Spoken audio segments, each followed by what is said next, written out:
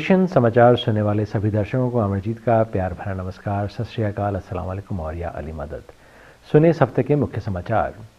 कुदरत की मार के बाद बर्बाद फसल के दर्द को झेल रहे किसान कम पैदावार और खराब गुणवत्ता को देखकर अपना धैर्य खो बैठे हैं। बर्बादी का मंजर सदमा बनकर पूरी तरह से टूट चुके किसानों की जान ले रहा है तो कुछ आत्महत्या पर आमदा है। जिंदगी की कश्मकश में फंसे पिछले 24 घंटे और 36 और किसानों की मौत हो गई है। महाराष्ट्र सरकार ने प्रत्येक गांव में स्वच्छता दूत नियुक्त करने का फैसला किया है। इससे अगले 5 वर्षों में राज्य में 56 लाख शौचालयों के निर्माण का लक्ष्य पूरा हो जाएगा। शिवसेना के विरोध जताने पर पाकिस्तानी गायक व अभिनेता आतिफ असलम का एक संगीत कार्यक्रम रद्द कर दिया गया है। कार्यक्रम का आयोजन 25 अप्रैल को पुणे में होना था। केंद्रीय राज्य मंत्री मुख्तार अब्बास नकवी ने प्रधानमंत्री नरेंद्र मोदी की ओर से अजमेर शरीफ में 830वें उर्स के मौके पर चादर चढ़ाई।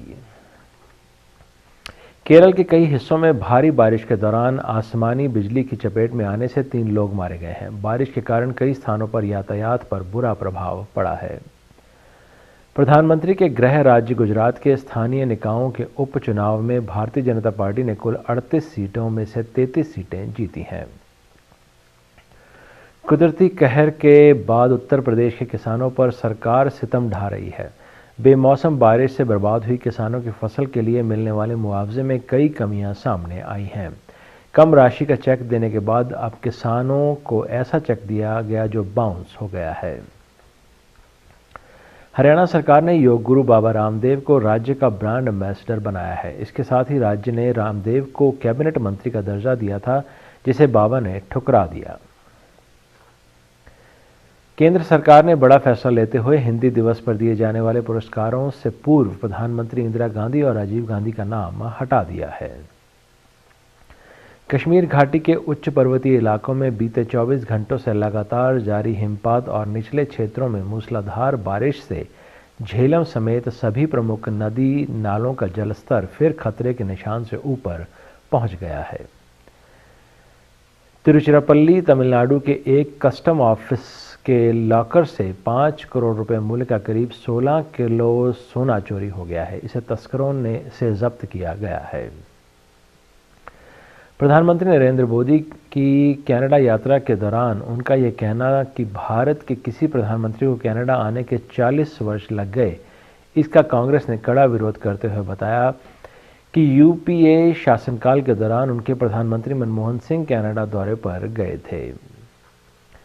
नेताजी सुभाष चंद्र बोस के रहस्य को लेकर देश भर में छिड़ी बहस के बीच खुलासा हुआ है कि उनसे जुड़ी 64 फाइलें कोलकाता में ही रखी हैं।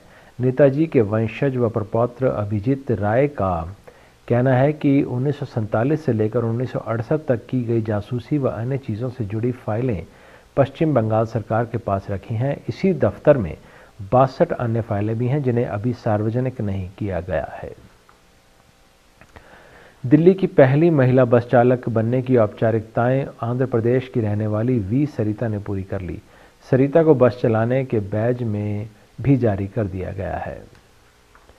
चिंपांजी इंसान है या जानवर? अमेरिका में न्यूयॉर्क स्टेट सुप्रीम कोर्ट ने स्टेट यूनिवर्सिटी के खिलाफ दायर उस याचिका को स्वीकार कर लिया है जिसमें पशु अधिकार समूह ने कहा है कि विश्वविद्यालय में बंदी बनाकर रखे गए 2 चिंपांजी को आज़ाद कर दिया जाए क्योंकि वे स्वतंत्र मेधावी जीव हैं।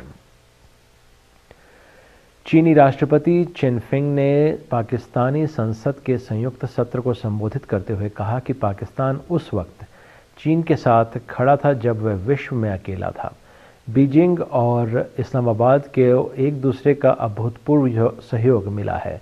पाकिस्तानी संसद को संबोधित करने वाले चिनफिंग पहले राष्ट्रपति हैं।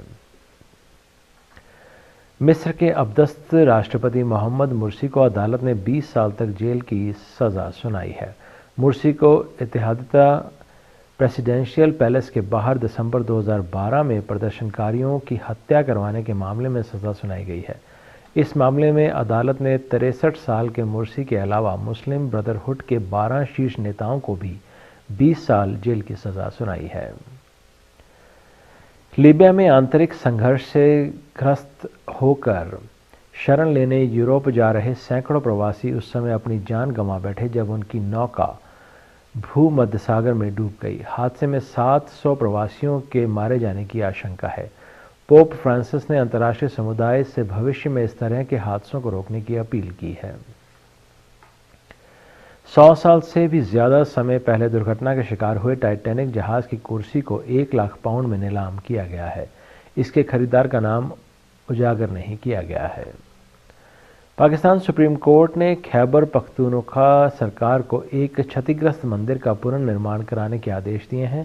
इस मंदिर को साल 1997 में क्षतिग्रस्त कर एक धार्मिक नेता ने कब्जा जमा लिया था।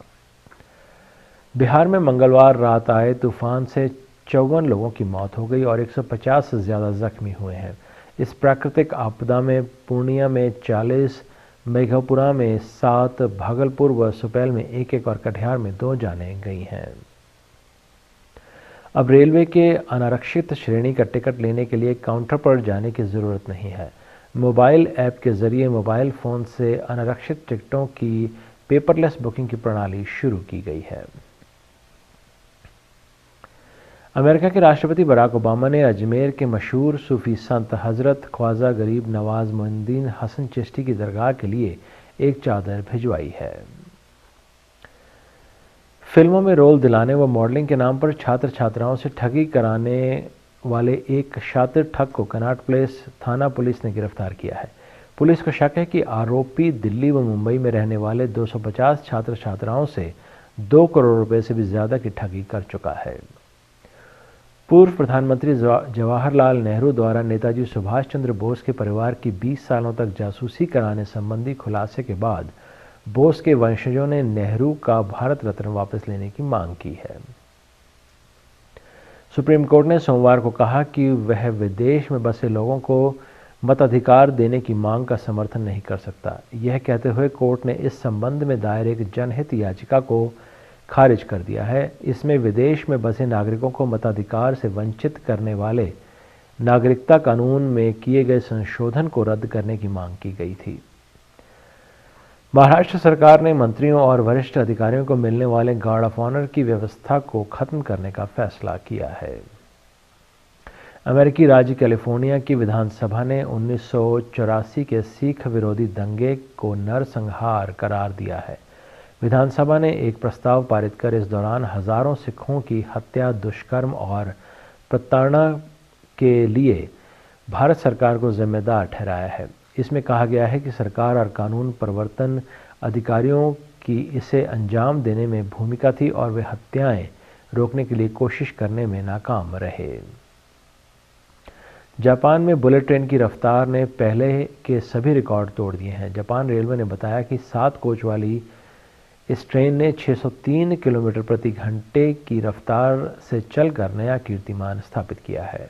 बॉलीवुड सुपरस्टार शाहरुख खान को फिल्म हैप्पी न्यू ईयर में शानदार अभिनय करने के लिए Dada Saheb Phalke film foundation award 2015 से सम्मानित किया गया। कुछ ही दिनों पहले शाहरुख खान को एशियन अवार्ड से भी नवाजा गया, हिंदी सिनेमा में उनके अभूतपूर्व योगदान के लिए। बॉलीवुड स्टार विवेक ओबराय एक बार फिर से पापा बन गए हैं। उनकी पत्नी प्रियंका अल्वा ने अपने दूसरे बच्चे बेबी गर्ल को जन्म दिया। दोनों की शादी साल 2010 में हुई थी। एक्ट्रेस और प्रोड्यूसर अनुष्का शर्मा और फिल्म के निर्देशक Navdeep Singh Beijing international film festival में हुई NH10 की स्क्रीनिंग के मौके पर मौजूद थे। इन दिनों अभिषेक चौबे की नई फिल्म फितौर की एक सीन की शूटिंग के दौरान कटरीना कैफ अपना संतुलन खो बैठी और घोड़े से गिरकर जख्मी हो गई। कटरीना ने हिम्मत नहीं हारी और तुरंत दोबारा घोड़े की पीठ पर बैठकर शूटिंग पूरी की। बॉलीवुड अभिनेता सलमान खान से जुड़ा हिट एंड रन मामला अपने अंतिम पड़ाव पर पहुंच गया है। सबूतों और गवाहों पर अदालत ने जिरह पूरी हो चुकी है। अब इस मामले में अदालत 6 मई को अपना फैसला सुनाएगी। चुनाव प्रचार में बॉलीवुड सितारों की मांग बढ़ती जा रही है। अभिषेक बच्चन ने लिसेस्टर से लेबर पार्टी के उम्मीदवार भारतीय मूल के कीथ वॉज के समर्थन में चुनाव प्रचार में हिस्सा लिया। एक्ट्रेस सोनम कपूर ने Indian flight attendant Neerja Bhanot पर बन रही बायोपिक फिल्म की शूटिंग शुरू कर दी है। आतंकवादियों द्वारा भनोट की हत्या उस समय कर दी गई थी जब वे पैसेंजर्स को बचाने की कोशिश कर रही थी। ये घटना वर्ष 1986 में पैम एम फ्लाइट 73 को हाईजैक किए जाने के दौरान हुई थी।